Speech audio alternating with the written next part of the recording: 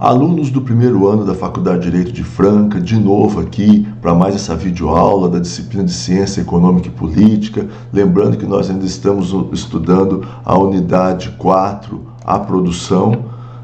E hoje nós vamos ver mais detidamente o item 4.4, o fator capital, que é o investimento, outros fatores da produção, que é o item 4.5, e o 4.6, que é a empresa, que é o fator organização, que muitos consideram também como um fator da produção. Só para lembrar, estamos estudando os fatores da produção: terra, trabalho e capital, fundamentais na moderna produção capitalista. Estamos vendo mais detidamente cada um dos fatores. Já estudamos o fator terra, que são os recursos naturais, o fator trabalho, que vem do homem, e agora abordaremos o fator capital, que é o investimento, além de outros fatores da produção e a empresa. Capital. Capital, do latim capitis, define-se como qualquer bem econômico que pode ser utilizado na produção de outros bens ou serviços. São representados pelos bens criados pelo homem e não destinados a um consumo direto, mas que auxiliam no processo de transformação de outros bens e produtos. Então, o que são os capitais como fator da produção? Ferramentas, máquinas, equipamentos, instalações, usinas, meios de transporte, telecomunicações, rodovias, ferrovias, aeroportos, certo? Ou seja, também tratados como bens de produção. É tudo aquilo que o homem criou e que vem criando para auxiliá-lo no processo de transformação de recursos naturais em bens e serviços destinados ao consumo. É considerado um fator secundário, criado a partir da junção de outros dois fatores, o fator terra e o fator trabalho, a terra que vem da natureza e o trabalho que é proporcionado pelo homem. Por isso que é chamado fator secundário, foi criado depois. E atualmente é considerado o fator de produção que mais qualifica ou melhora o resultado do bem final, tanto em quantidade como em qualidade. Então, hoje são as máquinas, os equipamentos, as instalações que ajudam a transformar o produto, não de forma artesanal, primitiva e em pouca escala, mas em grande escala, melhor quantidade, melhor qualidade, auxilia demais e é determinante quase que nos dias de hoje para uma moderna produção capitalista. Esse terceiro fator de produção, denominado capital, nasceu quando o homem primitivo percebeu que poderia fazer instrumentos como o arco e a flecha, o machado de pedra, entre outros instrumentos rudimentares que poderiam auxiliá-lo a obter mais bens e com isso facilitar a sua sobrevivência e de sua família. Então, pouco a pouco, ele começa a criar instrumentos que facilitam ele a tirar recursos naturais e transformá-lo em bens e serviços destinados à sua sobrevivência. Ali estavam nascendo os primeiros e ainda rudimentares bens de capital, um dos fatores de produção, que é o fator capital. Trata-se de bens que não proporcionam sua satisfação imediata. Então, você construir um machado aqui não vai te servir para o teu consumo, mas vai te servir para auxiliá-lo na obtenção de outros bens de consumo imediato e necessário.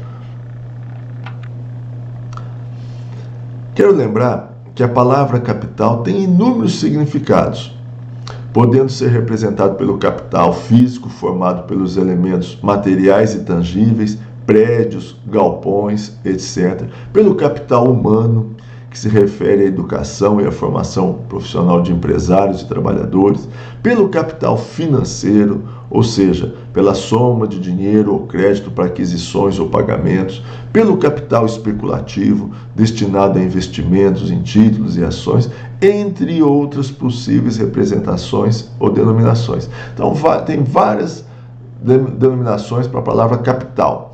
Porém, quando a gente falar de capital como fator da produção, deve ser entendido como o conjunto de estruturas criadas pela sociedade para a reprodução, para a transformação de outros bens econômicos. Então nós estamos falando aqui de capital como fator da produção, tudo aquilo que o homem cria para ajudá-lo no processo de transformação.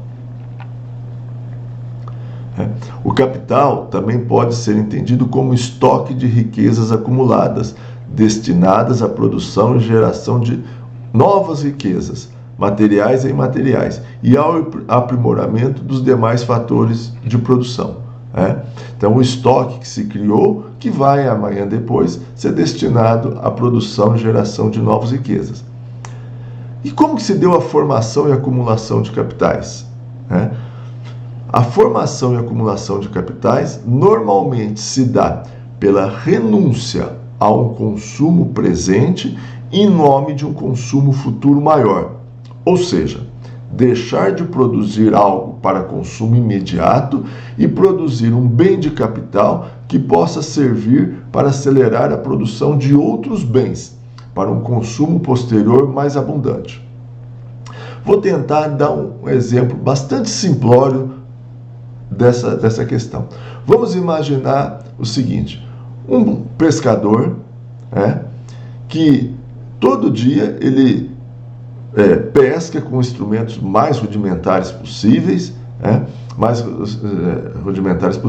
e todo dia ele consegue extrair da sua atividade de pesca, ou seja, da natureza, vai lá e pesca, todo dia ele consegue retirar 10 peixes, e todo dia ele consome esses 10 peixes, ou consome, ou vende e compra produtos para troca esse peixe, produtos da sua necessidade. Então, todo dia, a sua qualidade de vida, o seu consumo pessoal vai estar limitado a 10 peixes.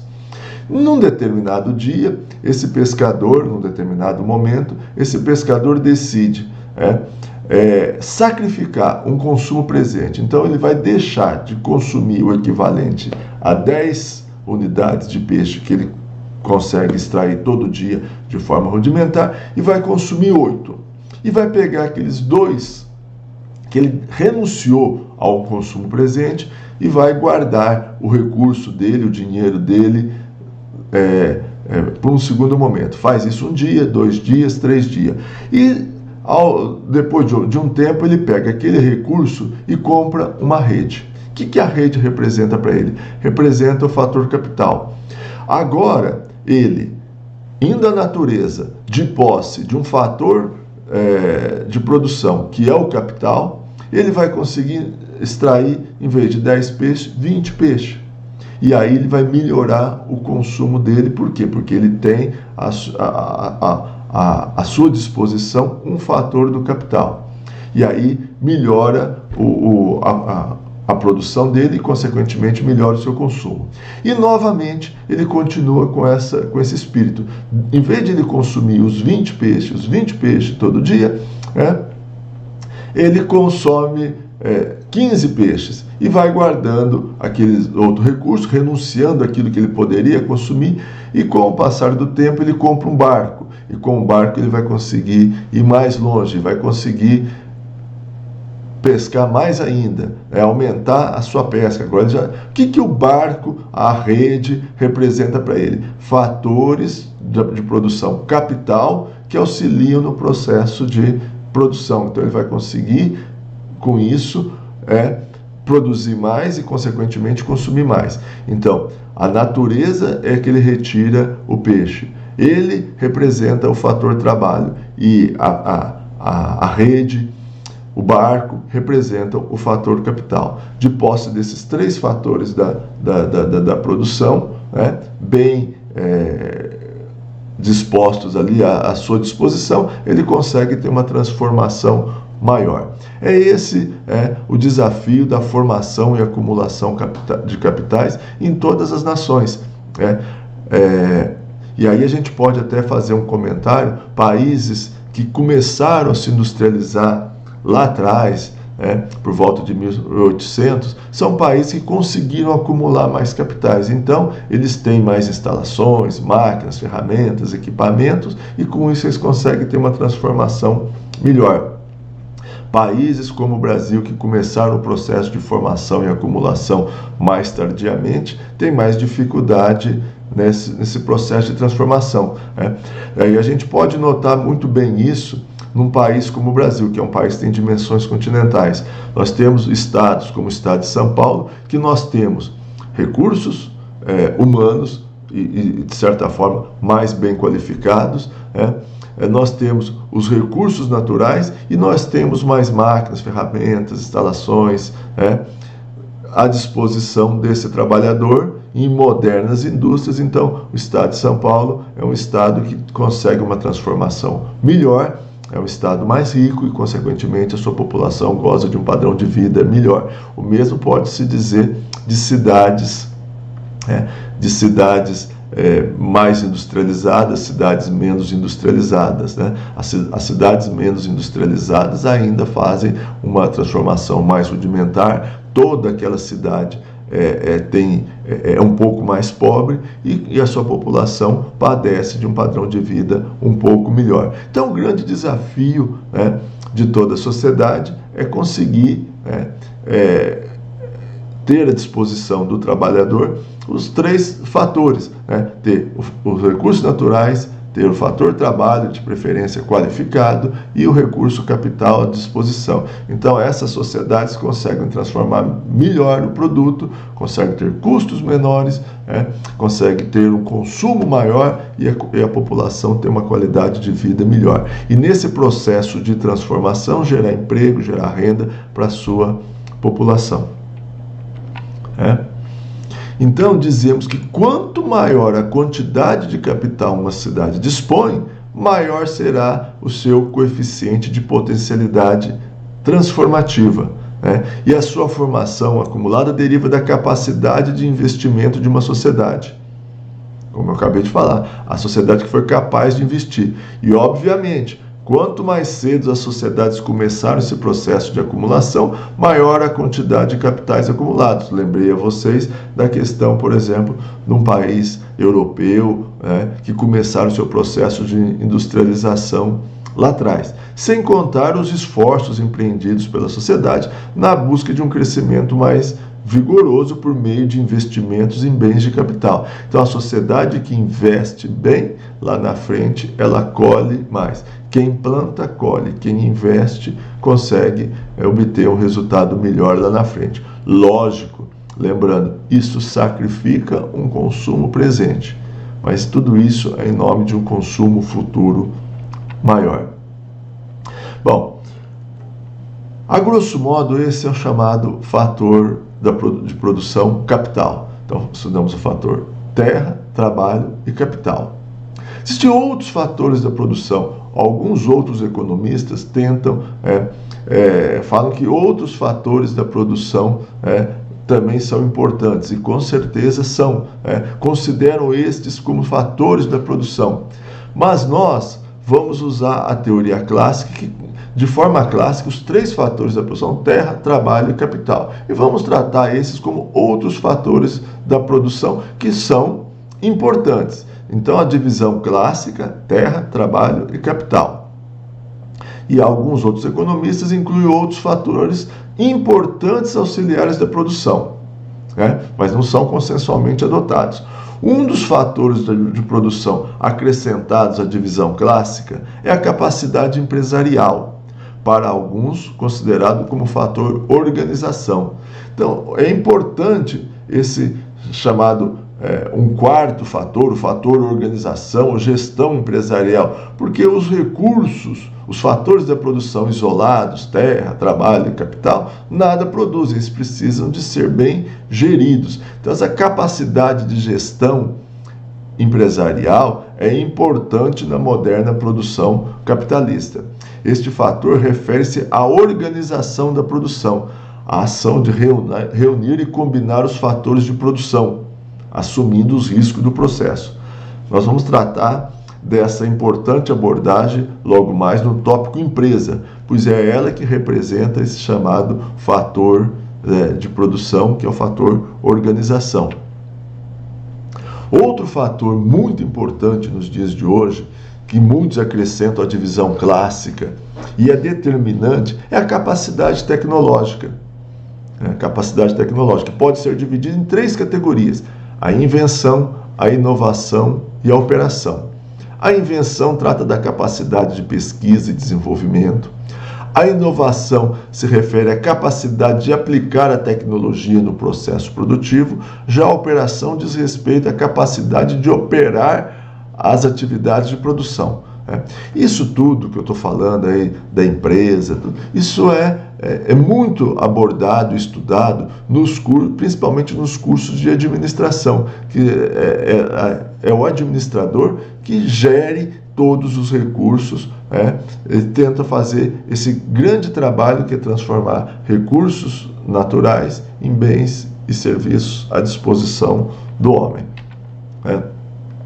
A capacidade tecnológica utilizada por uma empresa está condicionada ao tipo de atividade desenvolvida pela empresa.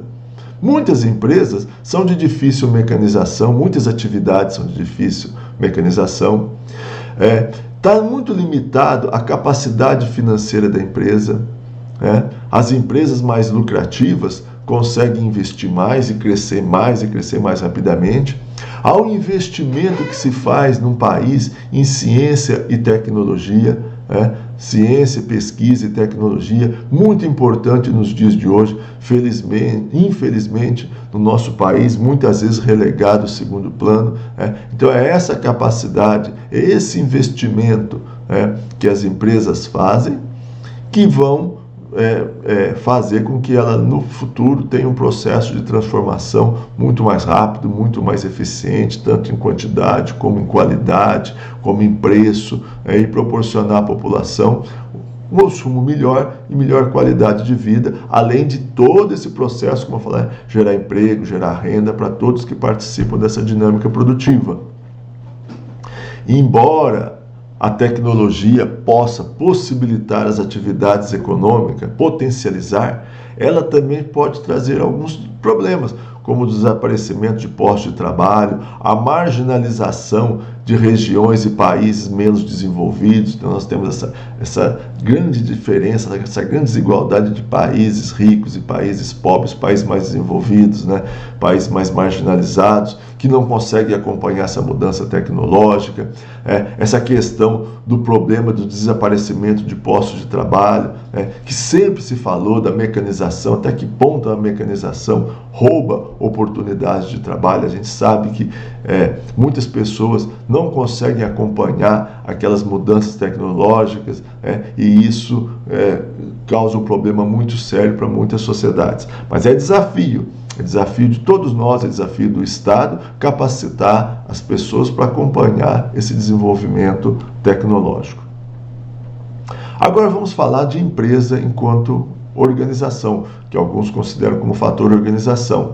Então, para que possa ocorrer a produção econômica, faz-se necessário que os fatores de produção sejam reunidos e combinados.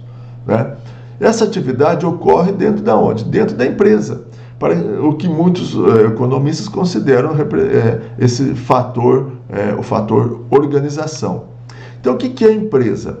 Empresa é a organização que compra ou extrai a matéria-prima, que é o fator terra, contrata os trabalhadores para o processo produtivo, o fator trabalho, e coloca à disposição desses trabalhadores os fatores, as máquinas, as ferramentas, as instalações, que é o fator capital. Então a empresa que faz isso, junta os 3 fatores da produção, terra, trabalho e capital. Visando o quê? Visando produzir bens e serviços destinados ao mercado. E ela representa esse fator organização. Organização. De nada adianta, como eu falei, possuir os vários fatores da produção em abundância se esses são mal administrados.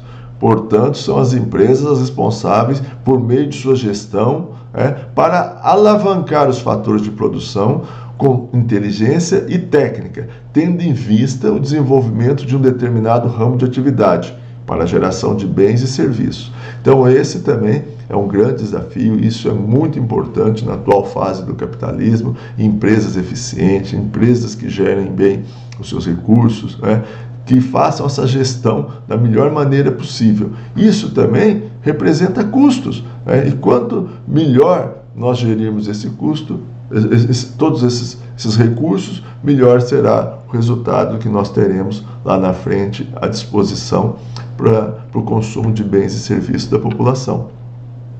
Então, lembrando, empresa é que reúne os 3 fatores da produção: terra, trabalho e capital. Terra, trabalho e capital, representa o fator direção ou organização, que muitos querem entendê-lo como um fator de produção, mas nós vamos tratá-lo apenas como um fator auxiliar. Desta forma, as empresas são consideradas atividades de risco. Já viram falar isso? Que empresas são atividades de risco. Se propõem a produzir bens e serviços destinados ao mercado, tendo em vista a busca do lucro. Só que ela incorre no risco de um eventual prejuízo, perseguindo sempre objetivos de eficiência e produtividade. Então, empresas são atividades de risco, elas objetivam lucro, mas correm o risco de prejuízo. O que são perseguir esses princípios de produtividade? Como nós vemos falando há muito tempo, as empresas elas estão contribuindo para o atendimento do grande propósito econômico, que é utilizar da melhor maneira possível, da melhor forma possível, recursos escassos, quer recursos naturais, quer recursos humanos, quer recursos de capital, quer recursos tecnológicos, para obter a maior quantidade de bens e serviços para satisfazer as ilimitadas necessidades humanas. Isso é princípios de produtividade, a melhor eficiência possível com os recursos, que não são só de trabalho, são de capitais, de humanos, naturais, tecnológicos, para a obtenção do melhor resultado possível. Então as empresas estão sempre perseguindo esse princípio de eficiência, de produtividade.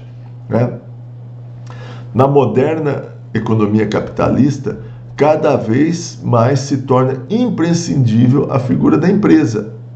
Além de representar o fator diretivo de organização, contribuem com a sua inventividade, com a sua engenhosidade, para produzir bens e serviços que atendam aos desejos do consumidor, tanto em quantidade, como em qualidade, como em preço, além de assumirem riscos. Então a empresa está constantemente tentando identificar aquilo que o consumidor quer, tanto em quantidade, como em qualidade, como em preço, e fazer essa adaptação, produzir aquilo que o consumidor deseja consumir. Então a empresa que faz isso com eficiência, com maestria, da melhor maneira possível, ela consegue obter melhores resultados e minimizar os riscos que são inerentes ao processo produtivo. Então, voltando aqui, empresa reúne os 3 fatores da produção: terra, trabalho e capital, representa o fator direção ou organização, é considerado uma atividade de risco, como eu falei, objetivo é lucro, mas corre o risco de apresentar prejuízo. Ela está sempre produzindo bens e serviços destinados ao mercado e ela persegue princípios de produtividade.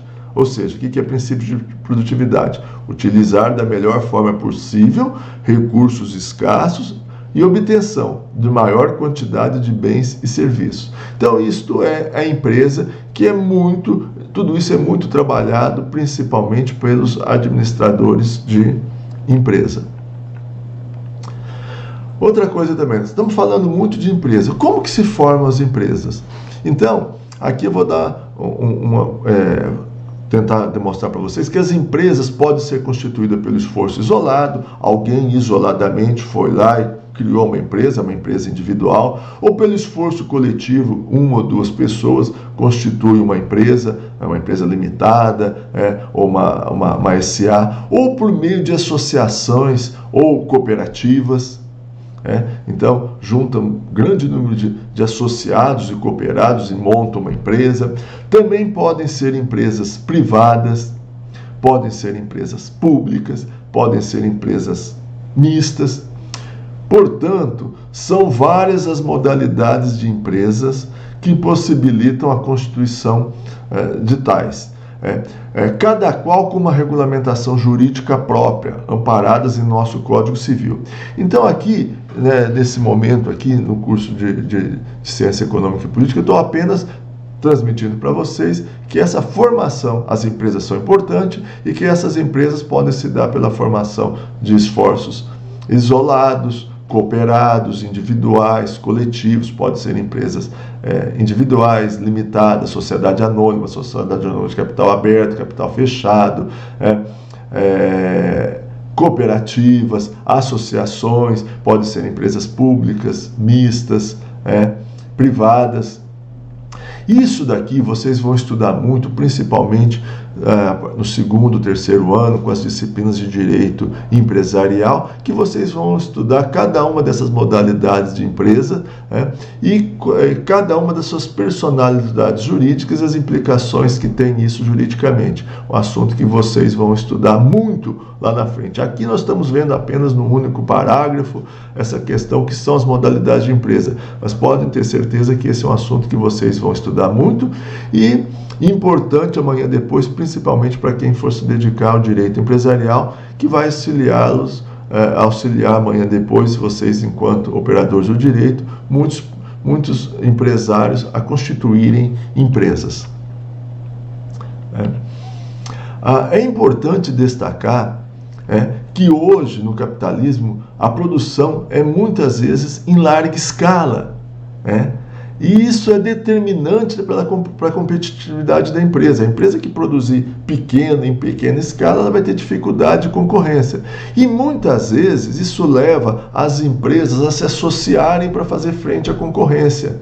Fato que acaba por culminar no surgimento de grandes concentrações econômicas. Então, muitas vezes, a pequena empresa ela tem dificuldade para sobreviver. Então, ela se associa, para ganhar escala, para ganhar produtividade, para ganhar competitividade, para fazer frente ao mercado.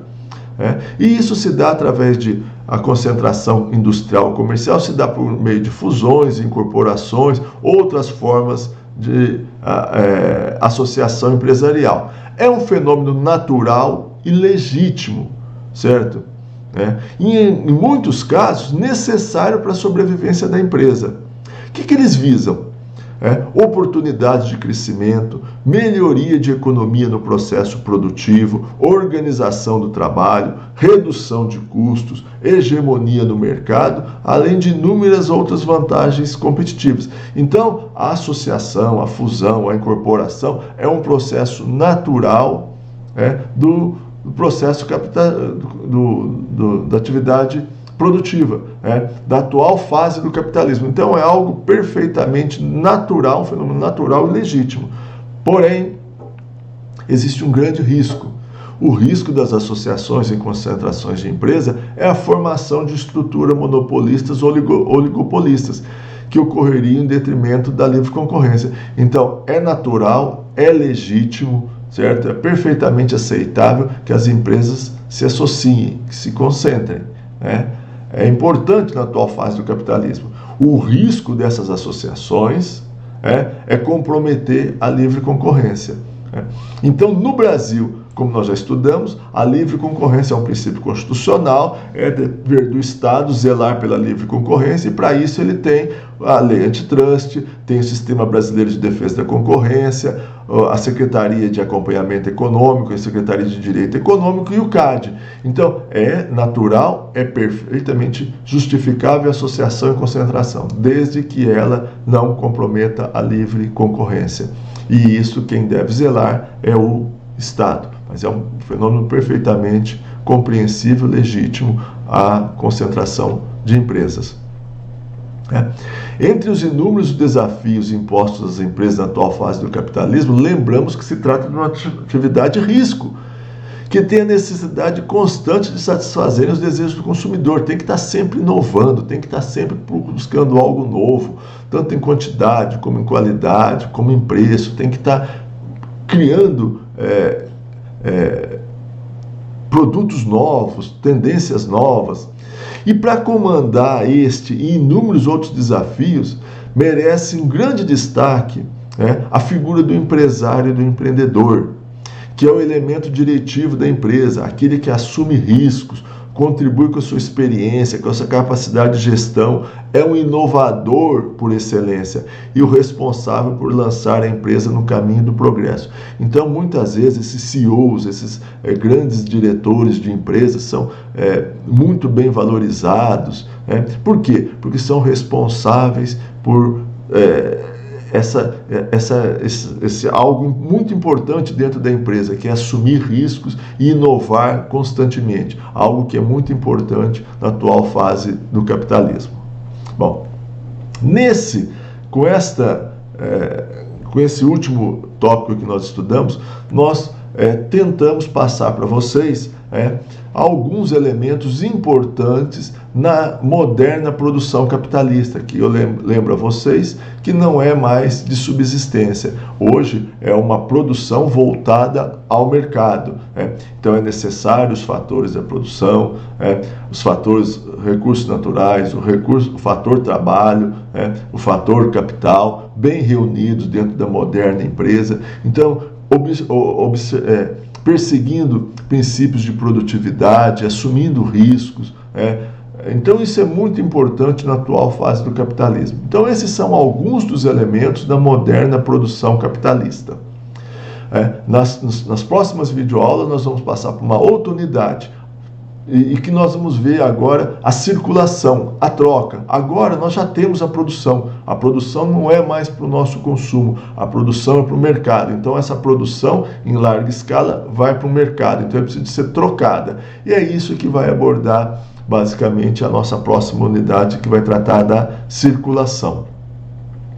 Então com essa videoaula encerramos essa unidade 4, a produção. Muito obrigado a todos pela atenção e até a nossa próxima videoaula. Só lembrando que todo esse material, a videoaula, os slides, também serão postados no grupo Ciência Econômica e Política, na qual vocês também poderão fazer suas indagações, além do portal que está sendo criado pela faculdade, para que vocês tenham à sua disposição todo esse material. E a partir de agora eu fico à disposição de todos vocês nos chats e nas salas de bate-papo para esclarecimento de eventuais dúvidas relativas a essa aula. Não só essa aula, como todo o material, vocês devem consultar os horários programados pela faculdade, em que os professores estarão à disposição nos chats e nas salas de bate-papo. Até lá!